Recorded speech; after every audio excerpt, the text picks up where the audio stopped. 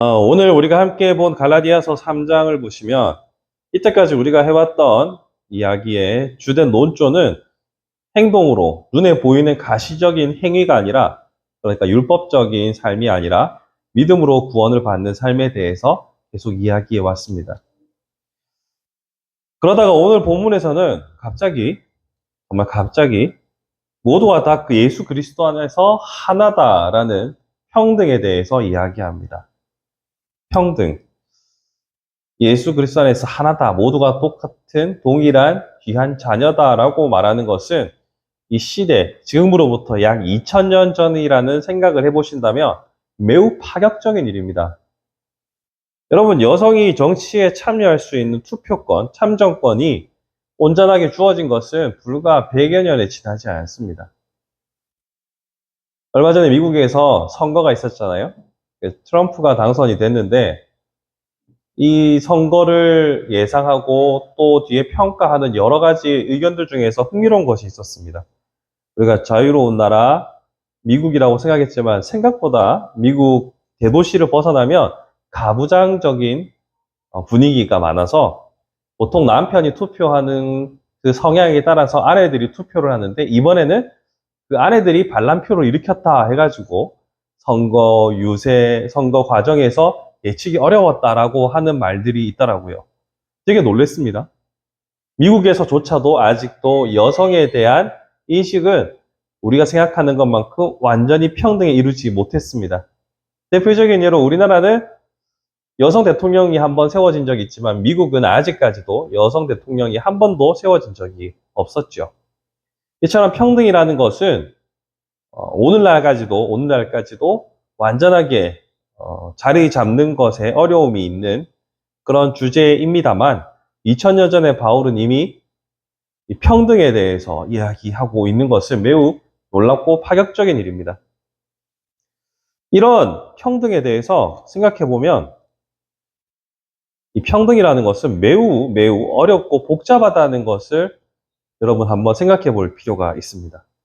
평등하면 너도 나도 다 동일하게 똑같이 기회의 평등이나 여러 가지를 생각해 볼 수 있겠지만, 생각보다 평등은 매우 정교하고 복잡하고 어려운 일입니다. 여러분, 물컵에 양쪽에 물이 똑같이 있어도요, 만약 오른쪽 아래에서 바라본다면 오른쪽 물이 더 많아 보일 것이고 왼쪽 물이 작아 보일 겁니다. 반대로 왼쪽 아래에서 그 컵 두 개를 바라본다면 가까운 쪽 물이 더 양이 많아 보일 것은 자명하죠. 평등이라는 것은 각자의 위치에 따라서 이것이 평등한지 아닌지 명확하게 구분하기 힘들 만큼 정교하고 어려운 문제입니다.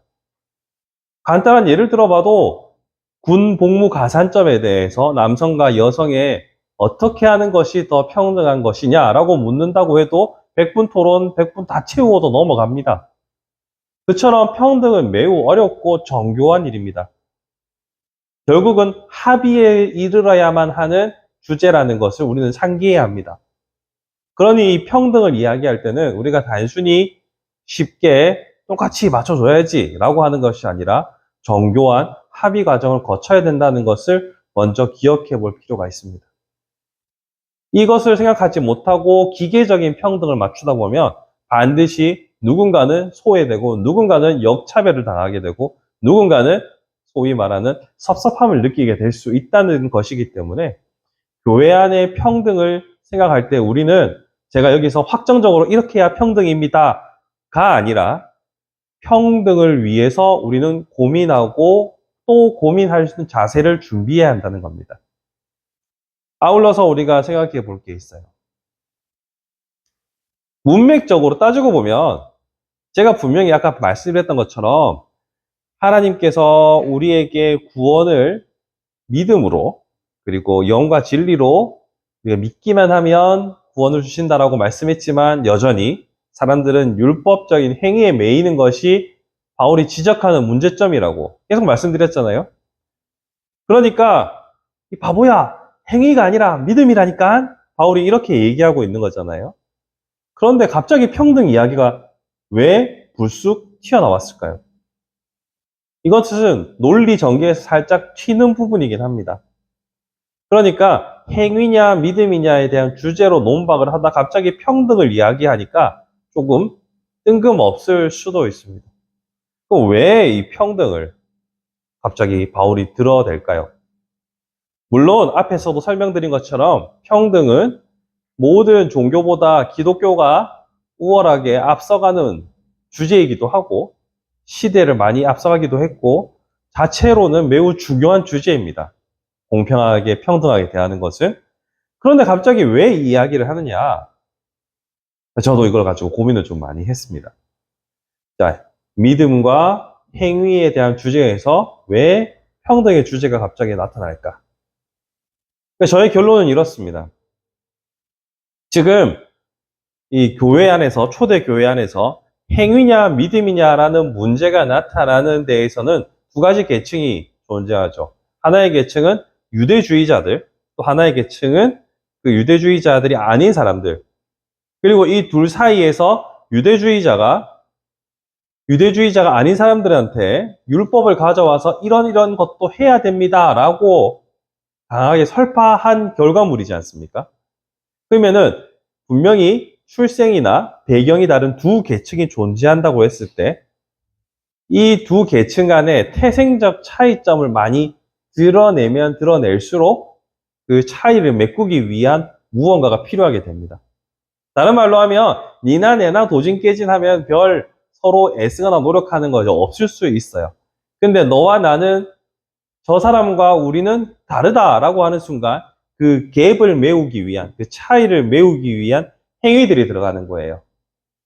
자, 보십시오. 유대주의자들은 혈통적으로 정통 이스라엘일 가능성도 높고 또 우리는 잘 모르는 구약의 이야기를 줄줄줄 말하면서 이런저런 행위를 하며 우리는 당신들보다 조금 우월할걸 이렇게 말하면 그 차이를 메우기 위해서 사람들은 눈에 보이는 일에 집중하게 된다는 거예요. 다시 말해서 바울이 이토록 율법의 행위가 아니라 믿음이 중요하다라고 강조하게 된 데에는 서로가 서로의 계층에 대해서 끊임없이 비교하고 그 차이를 메우기 위하여 인간적인 방법을 동원했기 때문입니다. 반대로 너나 나나 똑같이 은혜로 구원받은 자다라고 생각했다면 서로가 그 차이를 메우기 위해서 발악하지 않았을 겁니다. 그런데 사람들은 그렇게 생각하지 않았습니다. 예수 그리스도 안에서 서로 하나라고 느끼지 않았고 너와 나는 분명히 수준의 차이가 있다라고 생각했습니다. 여러분 그거 정말 모든 공동체 안에서는 비일비재하게 일어나는 일입니다. 끊임없이 남과 나를 비교하면서 내가 저보다 낫지. 야 저게 어떻게 사람이 할 짓이냐? 저거는 좀 많이 모자란데 쟤는 가방끈이 짧아서 그런 거 아니야? 쟤들은 부모가 없어서 그런 거 아니야? 얼마나 많은 이런 이 조건과 이야기들로 서로를 비교하고 평가하는지 모릅니다. 여러분, 그런 식의 폄하하는 조건들은 차고도 넘칩니다. 방금 제가 말씀드렸던 것 말고도 얼마나 넘치는지 모릅니다. 심지어 그런 교회 안에서도 관상 가지고 얘기합니다. 역시 관상은 과학이다라면서 저 사람 생애는 보니까 그럴 줄 알았다고 서로와 서로의 다름을 계속해서 이야기합니다. 서로와 서로의 다름을 계속 이야기하다 보면, 즉 평등에서 멀어지면 멀어질수록 자꾸 눈에 보이는 행위들로 평균치를 맞추려고 하는 악한 본성이 올라옵니다. 그러면 자연스럽게 행위가 강조되는 거죠. 근데 예수 그리스도께서는 분명하게 바울을 통하여 이렇게 말씀하십니다. 유대인이나 헬란이나 종이나 자유인이나 남자나 여자나 다 그리스도 예수 안에서 하나이니라. 이것이 가능한 이유를 말씀드릴까요? 여러분 신생아실에 가서 인큐베이터 혹은 신생아실 면접실에 누워있는 아이들을 보시면 솔직히 말해서 누가 누군지도 구분이 잘 안 됩니다. 누구라고 이렇게 라벨링이 되어 있지 않는 이상 특히 우리는 세계에서 드물게 거의 단일 민족에 가까운 나라라서 피부색도 다 비슷하고 누워있는 애기들 보면 다 거기서 거기입니다. 만약에 이름이 바뀌어도 만약에 혹시 실수로 라벨링이 바뀌어가지고 딴 애가 내 애가 된다 해도 우리는 그 아이를 내 아이로 키울 겁니다. 어른의 수준에서 갓난하게 신생아를 보면 거기서 거기입니다. 약 20여 년 이상의 차이만 나도 그렇게 거기서 거긴데, 하나님의 입장에서 죄인된 모든 인간들을 보면 거기서 거깁니다. 근데 그 안에서 들어가 보면 서로 자기가 잘났다라고 암투가 벌어지고 서로를 향해서 끊임없이 비난하고 싸우고 물어뜯고 별짓을 다 합니다. 그러나 하나님의 관점에서 봤을 때는 모두가 다 연약한 인간들이요, 죄악된 인간들이요, 하나님의 구원의 손길 없이는 인간이 가지고 있는 죽음이라는 한계를 결코 넘어설 수 없는 연약한 존재라는 것을 우리는 기억해야 합니다. 신생아실에 있는 아기들 딱 24시간만 관리자가 없다고 생각해 보십시오. 어떤 결과가 나타날지. 우리는 그것보다도 훨씬 더 미천한 존재들이라는 것을 우리는 기억해야 합니다. 그렇게 생각하면 다른 사람들에 대해서 평가해봐야 도진깨진이라는 것을 깨닫게 되고 겸손하게 되고 똑같은 사람 대 사람으로 대할 수 있습니다. 반대로 하나님의 시선이라는, 하나님의 기준이라는, 하나님의 의라는 요 원대한 스탠다드 없이 내 눈에, 내 위치에서 다른 사람들을 바라보기 시작하면 언제나 괴롭습니다. 자, 이런 상상을 한번 해봤거든요. 그러니까 어떤 방송에서 뭐 10억 주고 감옥에 몇 년 가 있을래 뭐 이런 그런 퀴즈들 있잖아요. 서로 뭐 묻고. 근데 이게 우스갯소리가 아니라 그런 리서치가 한 번씩 있더라고요. 시간이 지날수록 몇 년 전에 10억 줄게, 감옥에 몇 년 갔다 오면 10억 줄게 요거에 대해서 10억을 받겠다라고 하는 비중이 계속 조금씩 올라가고 있다는 것을 봤습니다. 그 말은 뭐냐면 그만큼 상대적으로 돈에 대해서 더 큰 가치를 부여하는 시대가 된 거죠. 자, 이 말씀을 왜 드리냐면 우리는 끊임없이 비교할 때 인간성, 됨됨이, 인격, 배경도 얘기하지만 결국은 이렇게 해야 되나요? 돈으로 또 상대를 평가하고 판단합니다. 이런 세상 속에서 하나님의 기준으로 세상을 바라본다는 것은 부단한 노력이 필요하다는 것을 우리는 아셔야 합니다. 내가 평등해야지, 내가 공평하게 살아야지, 나의 부조리를 참지 말아야지. 근데 근본적인 문제를 해결해야 된다니까요. 근본적으로 하나님 보시기에 우리는 그 누구도 기준선을 통과할 수 없는 연약한 자다라는 것을 우리 스스로 깨닫고 날마다 자각해야만 평등에 대해서 이야기할 수 있습니다. 그리고 아까도 제가 앞에서 말씀드린 것처럼 평등은 결국은 사회적 합의에 도출되는 과정이 있어야 된다고 말씀드렸잖아요. 원만한 합의가 진행되려면 너나 나나 거기서 거기더라라는 겸손함이 전제되어야 합니다. 그래야만 성경이 말하는 예수 그리스도께서 혹은 바울이 말하는 평등에 대한 진일보를 이루어갈 수 있는 겁니다. 한국 교회가 세상 사람들한테 지탄받는 여러 가지 중에 하나는 교회 안에도 계층이 있던데 교회 안에서도 끼리끼리만 놀던데 이러한 비평도 벗어날 수 없습니다. 왜 그리 됐습니까? 머리로는 평등을 알지만 근본적으로 예수 그리스도 앞에서 우리는 연약한 죄인이고 저 이와 나도 다를 바가 없다라고 인정하지 않기 때문입니다. 그래도 내가 쟤보다는 낫지. 이런 마인드가 기본적으로 깔려 있으니 완전한 평등에 이룰 수 없는 겁니다. 그러니 우리 한국교회는, 우리 바른교회는 기본적인 마인드셋을 정해야 합니다. 평등은 매우 정교하게 어려운 문제고 기본적으로 나는 그리스도 앞에서 죄인이다라는 사실을 인정하는 것이 중요합니다. 그것이 우리 바른교회가, 한국교회가 앞으로 나아가야 할 길입니다. 아울러서 우리가 생각해야 할 것은, 우리가 기도 제목으로 삼아야 할 것은 이것입니다. 지도자들을 위해서 기도할 때 이 부분을 반드시 기도해야 합니다.